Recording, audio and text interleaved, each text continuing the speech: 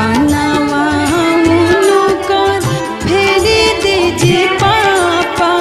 फुलावा दिन छितारा पनावा उनकर फेरी दीजिए पापा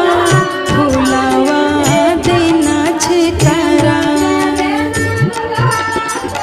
हमारा के ले पापा का से खिली जाइते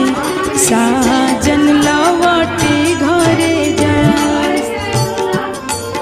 अरे हमारा के ले पापा जंघे बैठते